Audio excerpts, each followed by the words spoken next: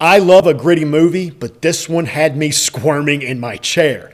The Horseman is about a grieving father who goes after anyone who had anything to do with his daughter's death. His sadness has turned into a homicidal rage, and you don't want to be in this guy's path. Now, this is a violent film, but it's also the story of one man's transformation through revenge.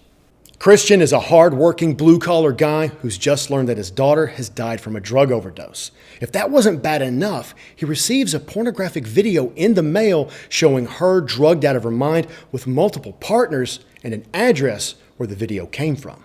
It doesn't take long before the father starts dropping bodies across the Australian countryside, punishing anyone who had a hand in her death.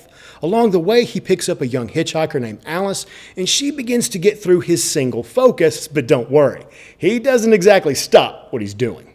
I quickly delved into this movie because it promised me old-fashioned payback, but I discovered that it was much more. The rough, visceral scenes of the father killing the bad guys was matched by a really layered portrayal of our hero, an interesting story with Alice, and the way we get to see the father change by this path of destruction that he's on.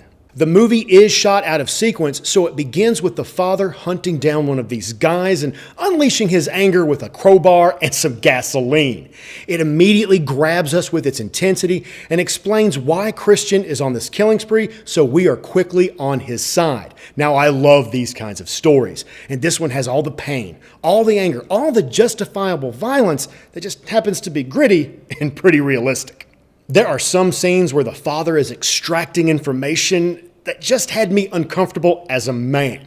However, the director used camera angles and the raw fear in an actor's performance to sell what was going on without really showing it, but I was still, watching through my fingers and wiggling in my chair.